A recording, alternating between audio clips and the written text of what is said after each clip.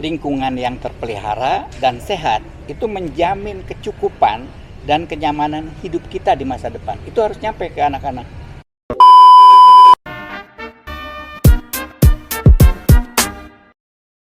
Halo Tugloners, selamat sore, jumpa lagi di channel Sekolah Nasional Plus Tunas Global.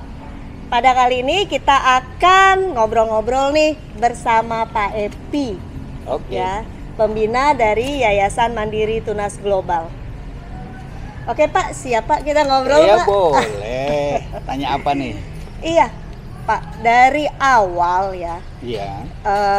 saya masuk itu kan 2017. Oke. Kesannya tuh ya masih biasa-biasa gitu ya. Terus mulai setelah COVID itu, Bapak kan menggaungkan tentang sekolah keberagaman. Iya. Keberagaman itu sendiri apa sih menurut Bapak sampai bisa berani nih kasih hashtag itu sekolah keberagaman? Oke. Jadi memang dari sejak awal berdirinya 2007, Tunas Global itu sudah menetapkan akan menjadi lembaga pendidikan yang melayani yang bersifat inklusif. Jadi siapapun bisa masuk. Oke. Dan kita memberi pembelajaran tentang berbagai macam hal, antara lain tentang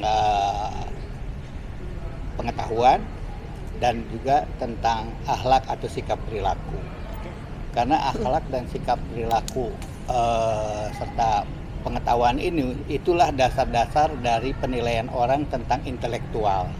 Kita mau membangun bibit-bibit intelektual. Pada tahapan selanjutnya banyak warga masyarakat yang memahami inklusif itu sebagai sekolah umum gitu kan. Nah, itu kita pertegas lagi ya, bahwa inklusifnya Tunas Global itu sedikit berbeda karena kita di sini bukan cuma manusianya saja berbeda, tapi materi dan tujuan pembelajaran dan sebagainya itu sangat beragam. Kenapa beragam? Tuhan dengan segala penciptaannya menciptakan alam ini dengan beragam. Jadi kita atau saya terutama meyakini bahwa keberagaman itu adalah berkah karunia dari Tuhan untuk kita dan alam semesta. Sementara banyak di tempat lain ada yang berlawanan nih, penyeragaman ya. Kita kalau penyeragaman itu kreasi manusia. Nah, maka 2000 berapa ya, waktu sebelum COVID itu kita menetapkan mempertegas bahwa bukan cuma sekolah inklusif tapi kita sekolah keberagaman. Kira-kira gitu.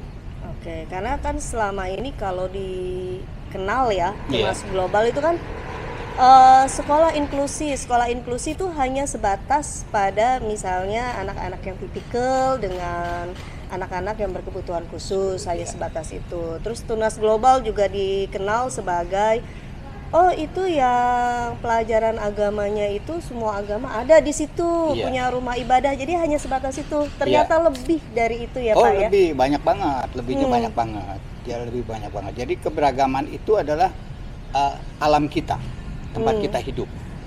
Jadi orang-orang yang sukses dan berhasil adalah bagaimana dia bisa menyesuaikan diri dengan alam dia tempat hidup. Apa alam itu? Ya keberagaman itu.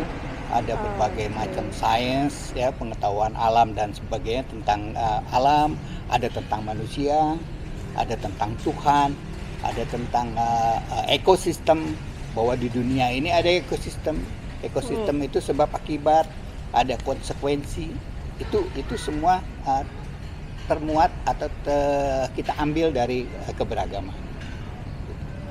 Iya sih, betul juga sih. Bahkan juga soal kaitan siswa bukan dengan di orang lain, dengan orang tuanya, dengan masyarakat, dengan alam dan dengan kehidupan, tapi dengan dirinya sendiri juga kita beritahu, karena pada dasarnya kita ini berbuat berdasarkan nilai-nilai yang ada di dalam diri kita. Jadi kita harus mengukur nilai kita apa, standar kita apa, jadi citra diri kita mau seperti apa. Itu harus tahu. Kebanyakan orang memang gagal dalam menemukan konsep diri kita. Itu yang kita usahakan.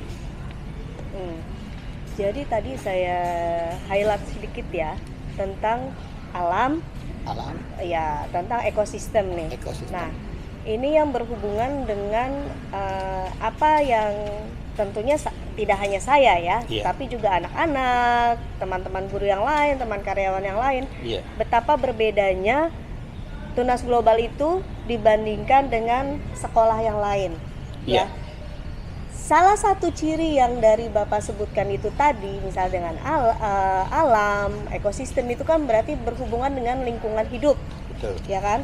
Nah, baru saya oh iya, pantas lingkungan yang ada di kita ini juga cukup beragam. Tanamannya bukan hanya tanaman-tanaman yang ada yang hanya untuk pemanis, Iya. tapi memang dia berfungsi sebagai penyejuk, Betul. terus menambah keasrian Betul, gitu. Sehingga betul. ya jujur saya seneng loh ngopi di Iya. sudut pojok di atas itu karena ngobrol dengan gini juga asik banget ya. iya, ya kita nggak perlu berada di dalam ruangan terkotak gitu Iya. ya. Kita bisa memilih tempat yang beragam, di mana aja tuh ada spot-spot yang asri gitu Iya. loh semuanya. Untungnya udah sore, kalau jam sekolah kita rebutan sama anak-anak nih. Iya, bisa di sini. Makanya kita pilihnya kan sore. Nah, apakah hal-hal yang seperti ini masuk ke dalam concern Bapak dari awal? Iya, iya, Dari tentu saja. awal. Dari awal. Kan yang saya tahu Bapak arsiteknya nih untuk sekolah ini membentuknya itu Iya. sudah terpikirkan dari sejak menggambarnya, Iya, iya. blueprintnya betul. gitu Iya. loh. Ya, jadi pengertian lingkungan atau bangunan atau sekolah yang ramah anak itu antara lain secara fisik. Ya.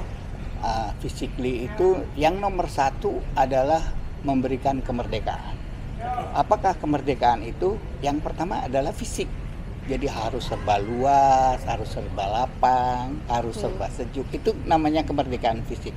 Kemerdekaan yang kedua adalah kemerdekaan berpikir, gitu.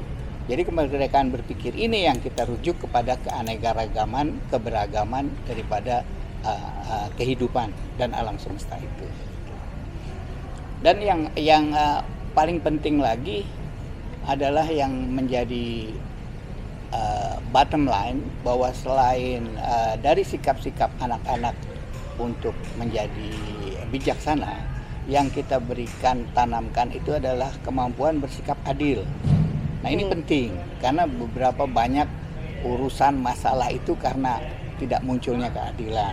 Jadi beragamnya ruang ibadah itu konsepnya adalah bukan ya karena mereka beragama juga kita kasih juga lah ya karena kita Pancasila dan sebagainya, bukan. Jadi prinsipnya bahwa di sini penghargaan terhadap keberagaman ujungnya adalah keadilan dalam perlakuan dan pelayanan.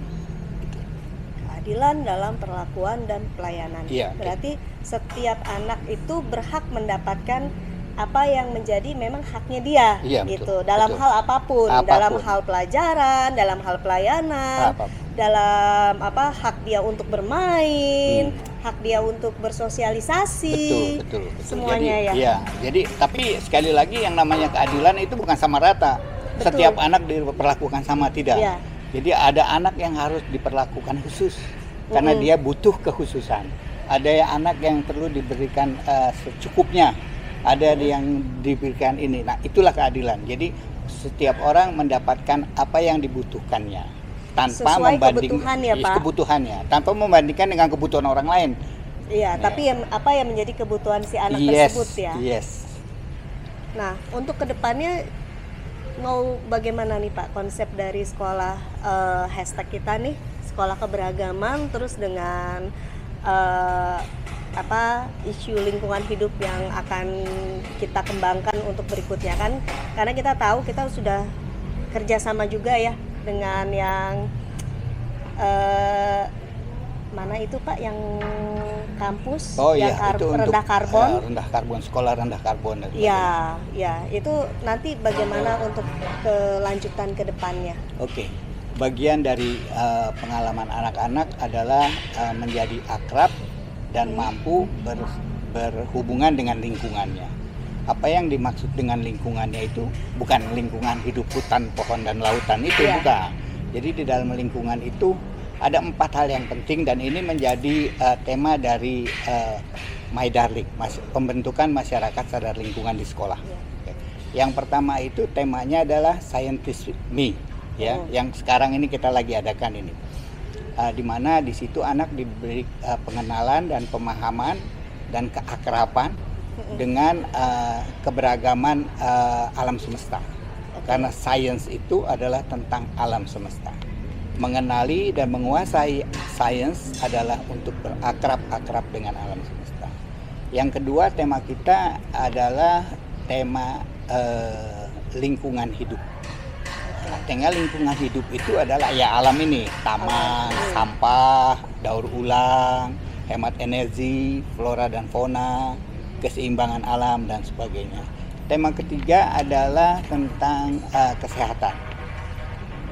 Betapa sukses itu akan menjadi sulit untuk dicapai apabila kita tidak memiliki kesehatan yang baik.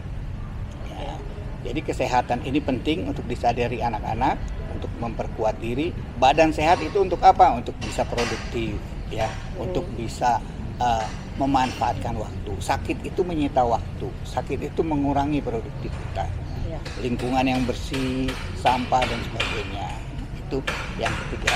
Yang keempat mungkin tentang hukum dan peraturan.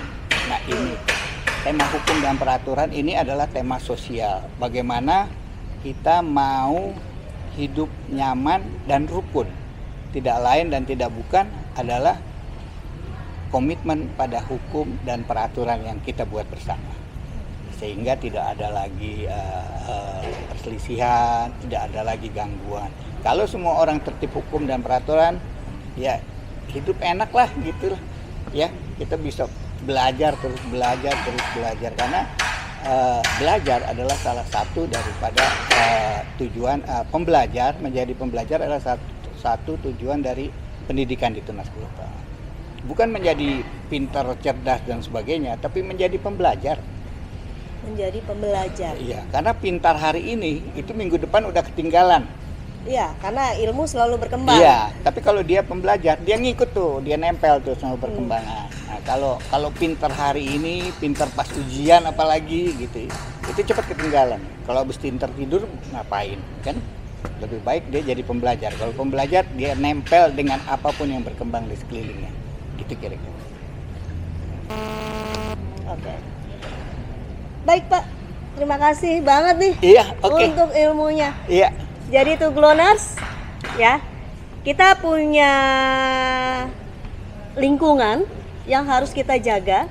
Lingkungan itu tidak hanya sebatas tanaman menurut Pak Epi, tidak hanya sebatas kita bicara hutan, tidak hanya sebatas flora fauna, tapi tanaman itu juga bagaimana kita mengenal lingkungan itu, bagaimana kita mengenal keberagaman alam semesta. Kita harus bisa akrab dengan alam semesta, kita juga bisa bersinergi dengan alam semesta yang ada di dunia kita, dan juga kita tentunya bicara lingkungan itu ya lingkungan hidup itu sendiri. Bagaimana kita bisa menjaga bumi kita supaya tetap hijau, supaya tetap bisa memberi yang terbaik untuk kita semua. Dan juga di dalam lingkungan kita juga harus bisa sehat.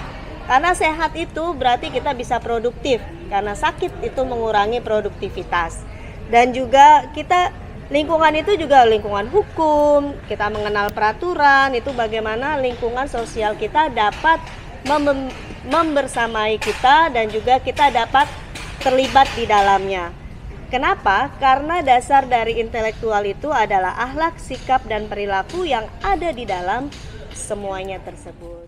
Jadi kalau berkaitan dengan My Darling, masyarakat sadar lingkungan yang kita bentuk di sekolah, juga dengan aktivitasnya, puncaknya yang namanya kita beri nama Gebyar My Darling, atau disingkat kerennya Gemdas ya. Gemdas. Oke, Gemdas.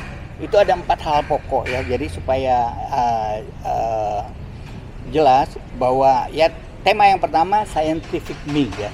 Itu berkaitan dengan produktivitas dan efisiensi kita memanfaatkan hukum alam semesta.